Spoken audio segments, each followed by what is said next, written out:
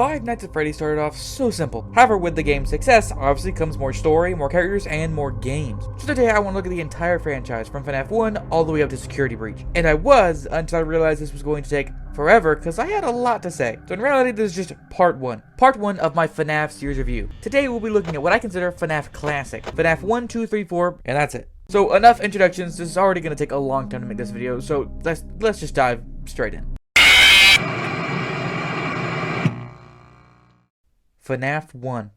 FNAF 1 is where the whole journey starts. It establishes the theme of creepy possessed robots in pizzerias trying to murder security guards. This immediately makes the game not only creepy since animatronics are creepy and being alone in a restaurant at night is, well, frightening, but the characters being animatronics also allows for unique and also creepy designs. Freddy is a medium brown with a lighter torso along with a black hat and bow tie. It's iconic. If I just show you the color brown in, say, a pizzeria, you think Freddy. Or if instead I placed a hat and bow tie on it, well, again, it's Freddy. This is true for all the main animatronics because they're just iconic. Okay, let's just quickly play a game. Who is this? Chica. What about this? Bonnie. And this? Correct, it's Freddy stabbed with a pirate hook. Overall, the characters are creepy and very interesting. There's also to add even more creepiness. The animatronic's entire purpose, though, is to try and kill you. Bonnie and Chica slowly but surely make their way to you and need to be stopped by the door. Freddy and Foxy are much more aggressive, but can be slowed down with the cameras. These doors and cameras make up the basic gameplay. You check the cameras to be aware of where the robots are, along with closing doors if they're too close. Meaning the gameplay loop is check the cameras for Foxy and Freddy, since it slows them down, then check the doors for Chica and Bonnie, since you only need to worry about them when they're outside the door. In the early nights, you do have some extra power and can use it to check on Bonnie and Chica if you'd like, but you can't do that for long. This main loop also has a lot of waiting. You check the cameras and doors and wait, and then check again, and then wait, and check again, and so on and so forth. It has quite a lot of waiting, which can be used as a small breather if you had just gotten out of a tense situation. But usually, you just sit there, waiting for something to happen, and due to the sound in the background, this can be pretty creepy too. Speaking of the sounds, they add on to the gameplay a lot, making it super creepy. Like the sound of discovering the robots are at your door, or Foxy knocking, or even Freddy laughing. There's a lot of both useful and creepy sounds. However, the best audio in the game is hello. Phone Guy. Phone Guy, along with other environmental clues, explain the lore of this universe. The lore is a huge reason this game blew up in popularity, and this game doesn't even have that much of it. It has a rare appearance of newspaper clippings which teach you about missing children, and you can come to the conclusion that the robots are possessed by the kids, but that's about it. Meaning here, Phone Guy doesn't really give you much lore, but he's still designed really well. He fits perfectly into the aesthetic of a 90s pizzeria. Most of what he tells you is gameplay related, but it's said so well that it just feels natural. Like he says, "Gotta conserve power. I've heard he becomes a lot more active in the dark, though. The character in there seems unique in that he becomes more active if the cameras remain off for long periods of time." All of which help you learn how to play the game and avoid dying. It's really well written. Of course, Phone Guy does have other things to say, like he gives an explanation for why the robots attack. They'll most likely see you as a metal endoskeleton without its costume on. Now, since that's against the rules here at Freddy Fazbear's Pizza, they'll probably try to forcefully stuff you inside a Freddy Fazbear suit. Though if you're observant, you can realize that he's either misinformed or just outright lying to you. Since they don't attack other endos, we can outright prove that he's wrong, causing us to lose trust in him. He also says plenty of creepy things, like he explains how you die. Now, that wouldn't be so bad if the suits themselves weren't filled with cross beams, wires, and animatronic devices, especially around the facial area. So you can imagine how having your head forcefully pressed inside one of those could cause a bit of discomfort and death. In fact, these lines were originally what made me afraid of FNAF back when it first came out. He even alludes to things not specifically said. Most people don't last this long. I mean, you know, they usually move on to other things by now. I'm not implying that they died. That's not what I meant. And we even hear him die in Night 4.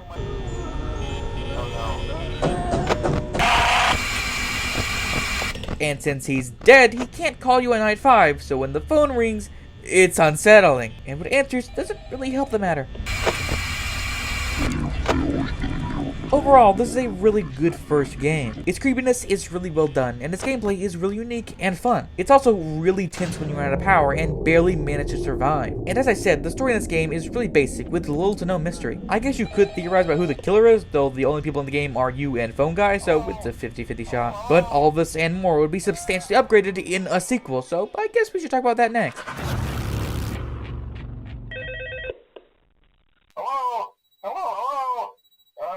Well, if you're hearing this, then chances are you've made a very poor career choice. FNAF 2 is many people's favorite FNAF game, and it's easy to see why. More animatronics, more gameplay, more story, it's really just FNAF, but with more stuff. Looking at the character roster, even characters from the first game come back now with different designs and more damage. Some just look broken, like Freddy and Foxy, but Bonnie with his missing face and Chica with her broken jaw and arms really make the characters look far creepier. While these older animatronics become more creepy, the newer ones are a mixed bag. The toy versions of Freddy, Bonnie, and Chica aren't really as scary as the original versions in my opinion. I would be far less afraid of this Bonnie than this Bonnie. Foxy's new version, however, is actually really cool. The Mangle. It's completely broken with extra limbs, feet, and even another head. It's not as uncanny as original Foxy, but it looks more dangerous. After Mangle, there's Balloon Boy, who's there, and the puppet, who looks super creepy with its black eyes and blank stare. It's also interesting because where's its endoskeleton? It doesn't appear to have one, which is weird, and well, I'd say we come back to that, but I don't think I am. Of course, these new animatronics lead to more types of gameplay and more variety as you play. As you can see, the doors are gone, and so is most of the power management. Now, a bigger focus is on time management, and instead of having doors, you're given a mask to deter animatronics away. You see, there's 3 types of animatronics as I see it. Some animatronics, like the toy animatronics, need to be driven away, for instance with the mask. One example would be Toy Bonnie. He'll hide in the vent, and if you ignore him, he'll just kill you. So when he's close, you have to put on the Freddy head and wait till he leaves. Another kind of animatronic are like the Wizards, by the fact they pause before attacking you. If they're in the vents to attack you, you can't really get them to leave. Instead, you wait for them to attack you, and then you quickly put the mask on before you die. And if you're too slow, they'll kill you. The final type of animatronic is the puppet. Since, unlike the others, you don't stop him when he gets close, you just always have to be stopping him. You just have to continuously wind the music box to make sure that he doesn't come out. He basically replaces Foxy's position in the original game, being deterred with cameras, though here it's scarier since you have a set timer, and if it runs out, you just sit and die. I guess you could argue that Foxy's scarier, but I wouldn't. Oh, speaking of Foxy, he falls in that first group, needing to be driven away. However, instead of using the mask, instead you use the flashlight whenever he's in the hall. The flashlight and the Freddy mask are your only sources of protection. Other than the music box, I guess, but I don't really know if you'd count that. The flashlight still drains power, though it's not nearly as much of a worry as it was in FNAF 1. Though Balloon Boy can't show up and take your batteries, preventing you from using the flashlight. Well, I assume he's taking your batteries. I don't really know what else he'd be doing. He kind of just stands there, so I don't know. As for the Freddy head, it's basically like the doors from FNAF 1. In FNAF 1, closing both doors made you feel safe. Nothing can attack you. Though it's risky because you can run out of power. The mask is similar here. Most things can't attack you, but a couple things can, like Foxy and the puppet, which creates worry. In fact, most of my deaths come from Foxy killing me while I was wearing the mask because I just overestimated how safe I was.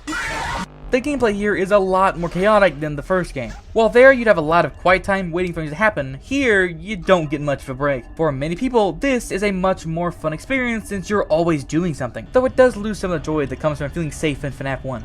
As I said earlier, FNAF 1 got a lot of its popularity from its lore and hidden secrets. On that front, FNAF 2 expanded greatly. For starters, the game adds more ways to find lore, like having cutscenes in between nights. Well, I say cutscenes, but you can control it, so whatever. Looking around, you realize you're in the FNAF 1 location with the FNAF 1 animatronics. However, you're inside Freddy and can't move. As you play the game, you see more of these cutscenes, and it progressively gets more confusing. First, Bonnie and Chica start looking at you, then Golden Freddy appears, and finally the puppet shows up and starts following your eyes, even though he wasn't in FNAF 1. It's really creepy, and I don't really know what it's supposed to mean. However, much more interestingly, FNAF 2 also adds hidden death minigames. These are ingenious. They're not groundbreaking, but they're creepy and they provide lore. We see minigames like Foxy Go Go Go, which shows 5 kids being killed in what I assume is the FNAF 1 restaurant. And it's assumed that these 5 kids went on to possess the 5 original animatronics. Another example is the Take Cake minigame, where you see a kid being killed outside before you're jump scared by the puppet.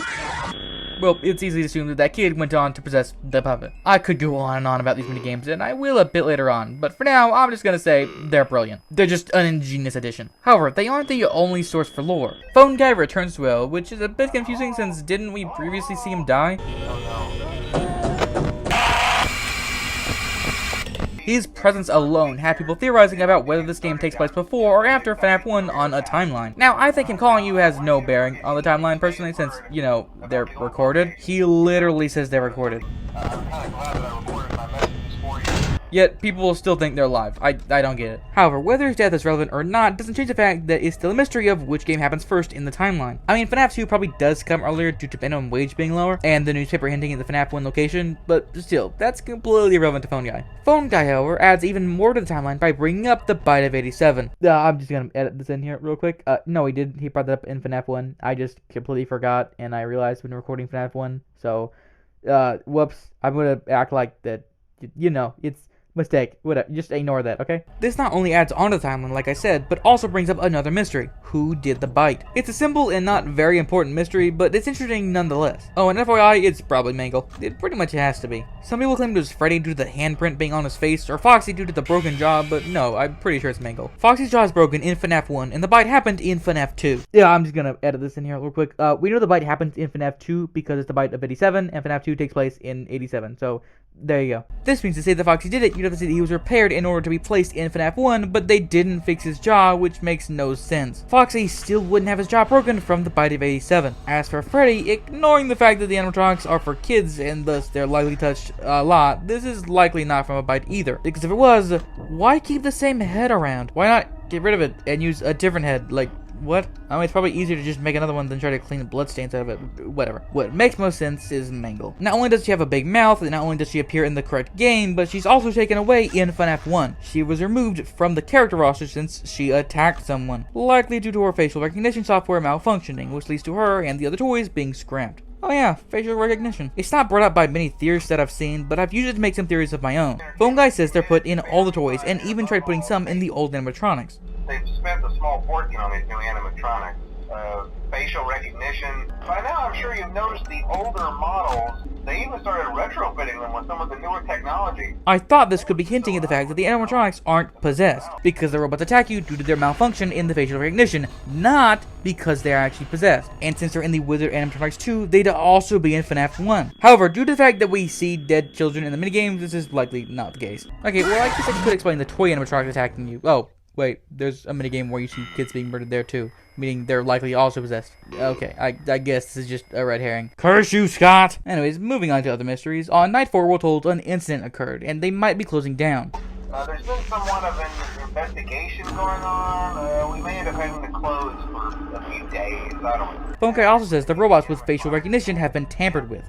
Someone may have tampered with their facial recognition systems. This could actually explain the bite of 87, since the robots obviously aren't supposed to attack people, and tampering with them could lead to the bite. However, this is not likely since Phone Guy is recording these after the bite took place. Quickly, just gonna edit this in again. This is why I should have just rewritten the script. What am I doing? You know, this is completely the bite of 87. I was thinking it was mentioned in this game, therefore they couldn't have mentioned it if it hadn't happened yet, but no, it's mentioned in FNAF 1, so yeah, this is probably the bite. But anyway, yeah, moving on. Night 5 has the problem progressed, and the building apparently goes into lockdown.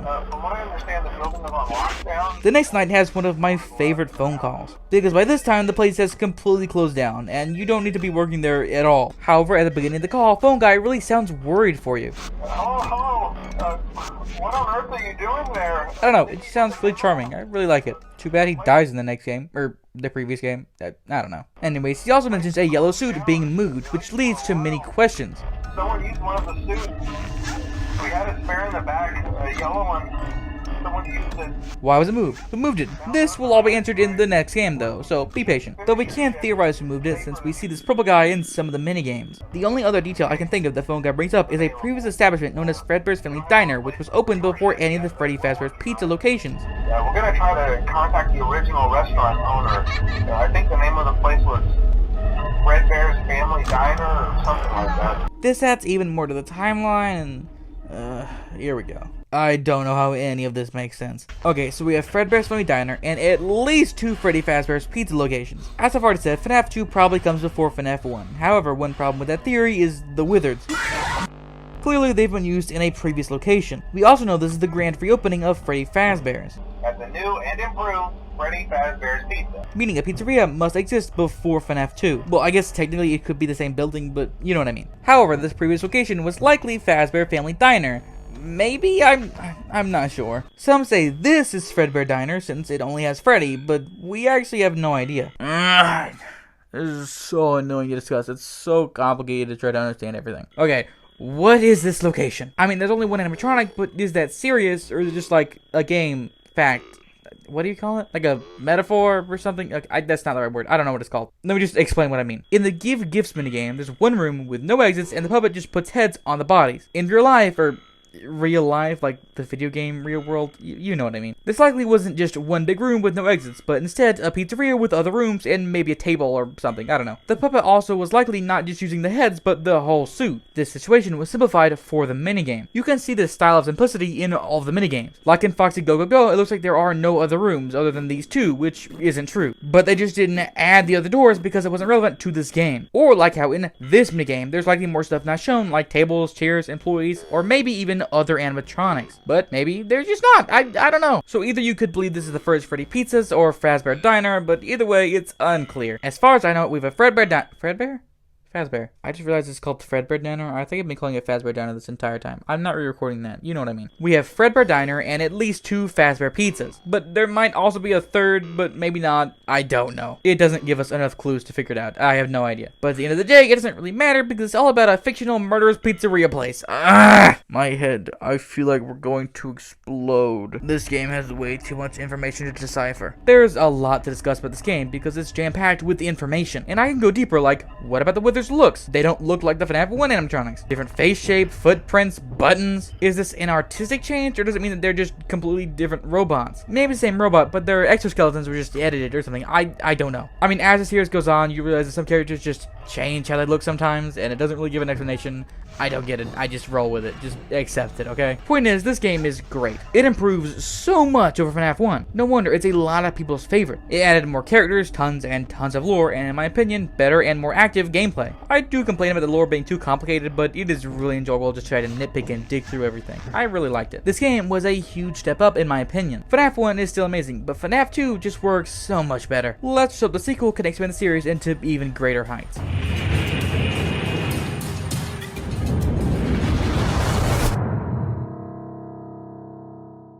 FNAF 3 does not improve on FNAF 2. Okay, that's a bit harsh. It does succeed in many areas. For starters, the main animatronic, Springtrap, is the scariest animatronic that has ever come out of the series. I'm not joking, he is amazing. His design is amazing and super creepy. I still get freaked out when I look at this design too long. I mean, he has a corpse inside of him, and the teaser for the game shows it off. He's terrifying.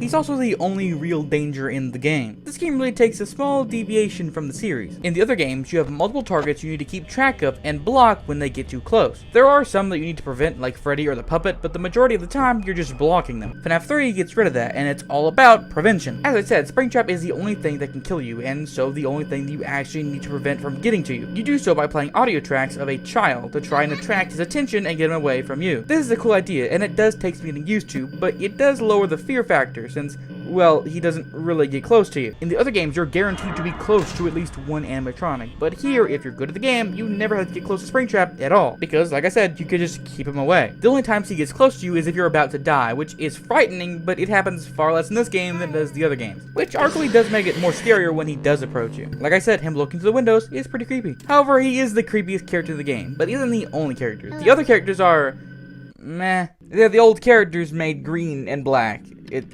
not too interesting. They're not even new models. They're just boring. They can't even kill you, meaning you're able to get jump scared multiple times within one run, which really takes the fear away from being jump scared. FNAF 3 is probably the least scariest game of the original 4, because, well, like I said, most jump scares can't kill you since they're phantoms, not real robots. And even when they can kill you, isn't that scary since you know he's going to kill you before he even tries. Like he stands in the hall and stares at you, or he'll peek around the door and just keep an eye on you. It is creepy, especially the first time when you try to do everything and can't save yourself. However, it quickly loses its fear, and instead just becomes annoying when you see him and you know that, yeah, there's nothing you can do. And, you know, it spoils the jump scare. But even if you don't see him before he kills you, the game outright puts him in your face, showing him run around the cameras. How is this meant to be scary? Okay, so the jump scares aren't scary at all, but the rest of the game can still be tense and creepy, right? Well, if you asked me a few months ago, I'd say it was awful. I would have said that it was a stupid game of Where's Waldo, and I don't like Where's Waldo. I would have said that it was too hard, and Springtrap was too hidden. In fact, when replaying the game for this video, I started to say exactly that. But as I played it, I learned more and more of the locations Springtrap hid, and I was able to find him faster and faster. Now the game feels pretty easy, but when I do die, it feels more like I was unlucky than I just made a mistake. Well, to be truthful, I feel like I was just not understanding the game. Like how before, I was just not saying Springtrap, but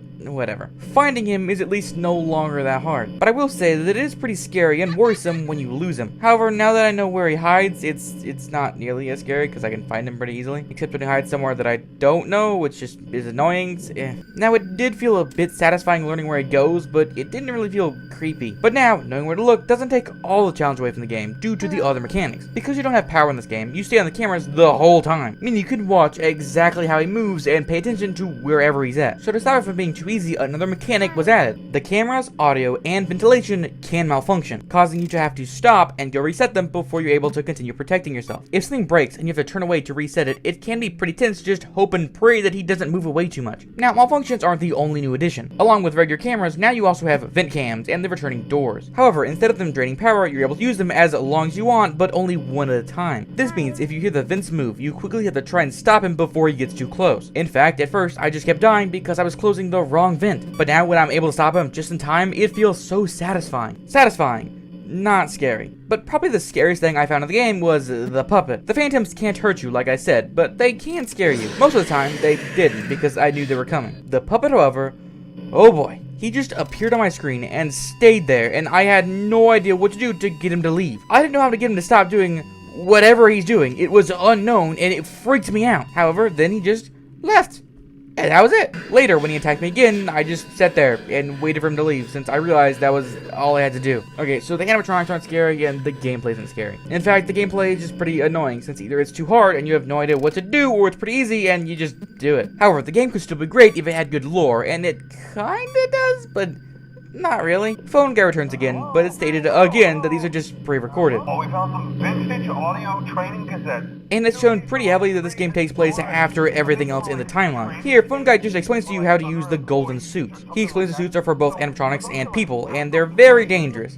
Right now, we have two specially designed suits that double as both animatronic and suit. So please pay close attention while learning how to operate these suits, as accidents, /injuries, /death, /irreparable, and grotesque maiming can occur. He also explains if one of the suits malfunction and you start to bleed out, you should move to the back so none of the guests see you. In case that the spring locks come loose while you are wearing a suit, please try to maneuver away from populated areas before bleeding out. Or well, at least you used to. As he explains later, they're retiring the old spring lock suits due to them being too dangerous and tells you not to use them. There's been a slight change of company policy concerning use of the suit. Don't. The reason they had to do this is because there was some kind of failure that led to some incident. After learning of an unfortunate incident at the sister location involving multiple and simultaneous spring lock failures, the company has deemed the suit temporarily unfit for employees. Which brings up another mystery. What was the failure? Afterwards, he mentions that the suits were moved, which raises the question, who moved it? That the spring body animatronic has been noticeably moved. And finally, he mentions the safe rooms, which are rooms that the animatronics don't know about, and how they're sealing them up. The previously mentioned safe rooms are being sealed at most locations. And everything inside is remaining inside. So, why were they sealing them up? Most of these questions are answered pretty bluntly in the game, leaving little to no room for theory crafting. For instance, why was the yellow suit moved? Well, it appears that the killer wears them to kill children. This has been hinted at before, like in Fnaf 2, Phone Guy says the yellow suits have been moved. Someone used one of the suits. We had a spare in the back, a yellow one. But we also see in the minigames between nights, the killer gets in a golden rabbit suit. Oh, but when he does... yeah, that happens. This was actually the answer to another question. Why seal up the safe rooms? You sealed it up because someone died inside, and you want to know when to find out, so there. Now that is already 2 of the 3 mysteries already solved, and we had to do little to no theorizing. But maybe there's more mysteries. Let's keep going. Well, just like Fnaf 2, Fnaf 3 has minigames in between nights. They show the animatronics in the Fnaf 1 location following Shadow Bonnie to a room they can't enter. A room the animatronics can't enter? That sounds a lot like the safe rooms that Phone Guy mentioned. But even though you can't enter them, Purple Guy can, so he runs out and attacks you and dismantles the animatronic. However, in the later nights, after all the animatronics are destroyed, the ghosts come to life and chase Purple Guy, the killer. He then tries to escape by climbing in the suit for some reason, and he gets spring locked and dies. Maybe. Again, this explains why the safe rooms were sealed off, because they didn't want the bad PR of having a murderer bleed out in one of them, so they sealed it off to hide it. This also leads into the start of Fnaf 3, where a phone dude, a different guy calling you, says he's looking for an animatronic for his haunted house attraction and finds one behind a boarded up wall. Some guy who helped design one of the buildings says it was like an extra room that got boarded up, or something like that. So we're gonna take a peek and see what we can find. You're not gonna believe this. We found one. A real one. We also know that the location that Springtrap died in was the Fnaf 1 location. We can tell by the layout of the building in the minigames. Some people think this is also the building in Fnaf 3, but I'm unsure of this, though it is plausible. I really enjoyed the creepy story of where Springtrap came from, but is explained pretty openly. Not much mystery here. However, the game also has some other minigames, so hopefully some of the lore is hidden there. This time, the minigames are found out in the environment, instead of just getting them luckily if you die. The minigames are also a lot of fun here, with actually things to do. You can also find secret exits in them, which is what leads you to the new lore. Okay, so what is this new secret lore hidden in the minigames? Well, I have no idea. There are these crying statues, and I'm not even sure what they are. One kind of looks like Balloon Boy, while another looks like the puppet, but I'm not really sure what that's supposed to mean at all. We do have one minigame of the 2 spring-lock suits on stage, which could be Fredbear's Family Diner, as we talked about earlier. I mean, pretty much everyone thinks that. It's what you get when you look up Fredbear's Family Diner. Though I'm unconvinced. It could just be a completely different location. I have no idea. However, the weirdest minigame is one with Shadow Bonnie glitching between other minigames. Both Shadow Bonnie and Shadow Freddy appear in the minigames in FNAF 3. Though they did appear in FNAF 2, they were pretty random. They don't really have any theories surrounding them, they're kind of just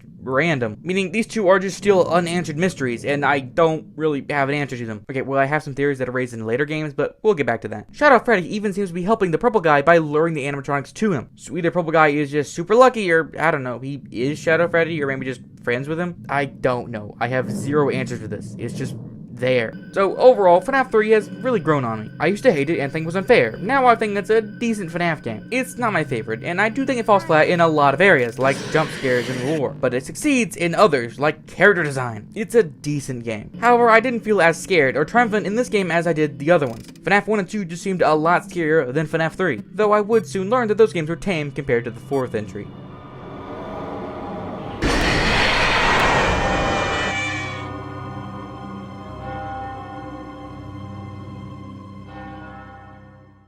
FNAF 4 was a game that I stayed away from. My first experience with FNAF was FNAF Help Wanted, which remade the first 3 games, but not the 4th. Well, not really. However, I did get a chance to play it when it was added to Xbox Game Pass. But I usually like listening to podcasts while I play games, and I couldn't do that when playing this since you have to listen for the animatronics. And because of that, I didn't really want to play it. So the first time I actually sat down and tried to beat the game was for this video. And oh boy, I hate it. Okay, not really. I'm just a huge scaredy cat, and this game is terrifying. The animatronics look super dangerous. They're like the wizard animatronics, but on overload. Having to look into the darkness wondering if Bonnie is right in front of your face is terrifying. You play as a child in his bedroom trying to keep the monsters away. There's 2 doors leading to the hallways, one has Chica and the other has Bonnie. To stop them, you have to be super quiet and listen to see if you hear them breathing. This is a really interesting idea, since you have to be quiet with your volume up, making the loud jump scares even scarier. Don't jump scare. Okay. Well, to most people. Combine that with the fact that you're looking into literal darkness and there might be a robot right in front of your face, and yeah, I hate it. It's especially terrifying when you combine that with everything else you need to keep an eye on. Like Foxy is in your closet and he's closer and closer to coming out, similar to FNAF 1. However, here you have to close your closet door to keep him back until he turns into a plushie for some reason. Freddy, on the other hand, well, he has help. On your bed, you'll see 3 little Freddys, nicknamed the Freddles, appear. Just shine your light and they'll go away. All 4 of these aren't that hard on their own, nor are they that creepy. I mean, seeing the Freddles when you turn around or Foxy when you turn your light on can be creepy the first time, but you quickly get used to it. Instead, these 2 just drive to make the other 2 even scarier, because, well, you're never used to those, making them always scary, but they're even scarier now when you have a time limit. You could stand there for 3 minutes straight just waiting to make sure that there's no breathing, but then Foxy would get you. So you're terrified of what might be out there, but you can't even be 100% sure before making a decision. You have to just guess sometimes because you might not have enough time to wait and make sure. It's just terrifying. I seriously cannot play this game at night, or even for long periods of time during the day, or short periods of time during the day, or with groups of people. Okay, I haven't beaten this game. I'm just too scared. It's just creepy, and I can't take it, but that might just be me. However, this main game isn't the only gameplay. In between nights, you'll play a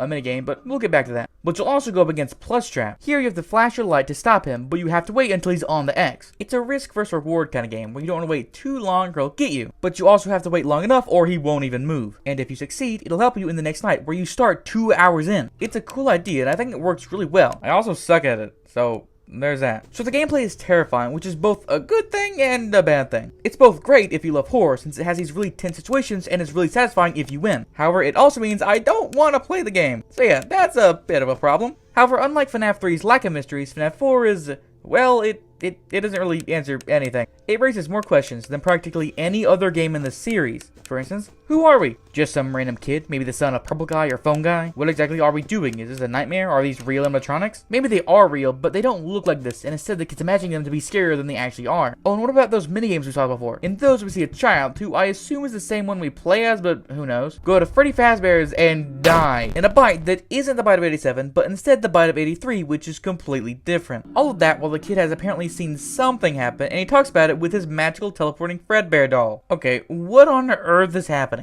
I think the best way to explain this entire game is dream theory. It just makes the most sense with what we've been given. I mean, many of the things that we see in this minigame directly correspond to things we see in the games. Like Foxy's different jump scare, Mangle being broken, a plush Bonnie pinching you, or even the shadow animatronics have a reason here. It lines up very well. However, Scott has admitted to retconning the story one time, and I think it's here. I think originally this was planned to be dream theory, but was changed later. So with that said, I'm going to now act like dream theory isn't the correct answer. Okay? Okay. Now, what on earth is happening? Well, the kid used to love Freddy Fazbear's. In fact, he still loves the character since he has the toys and watches the cartoon. However, he hates the restaurant and the animatronics. We can assume it's because he saw someone get killed by one, since a child's hair seems to be coming out of one in the supply closet. Well, that still raises the questions of who is this kid and what is the plushie? Well, the plushie is...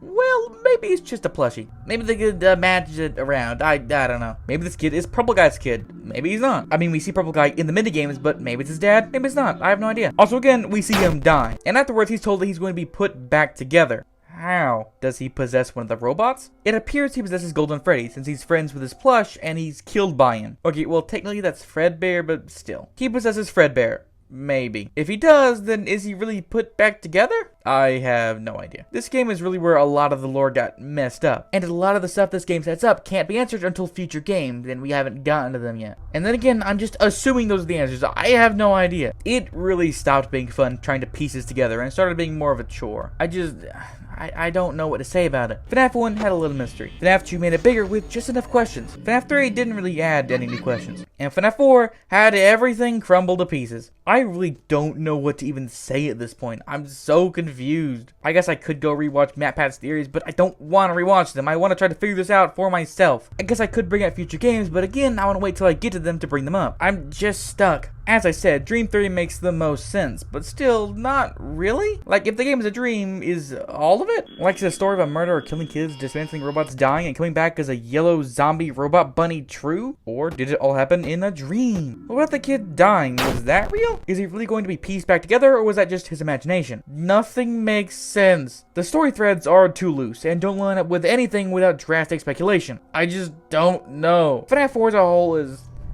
I don't know, man. I both love it for its even scarier gameplay, but also hate it for its terrible, terrible implementation of the lore. I mean, we even lost Phone Guy. No office, no phone calls. Sad, sad day for the Phone Guy fans. And that's not even to mention the stupid box that wasn't even opened. Look, it's a good game. I just can't play it, or even theorize about it. So, I'm moving on. Let's calm down and move on to something a bit better and easier to understand. What the? Why have I done this to myself?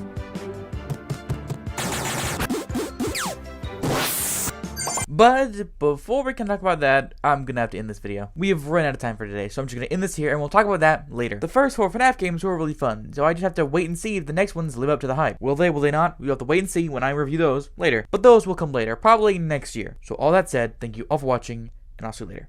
Goodbye.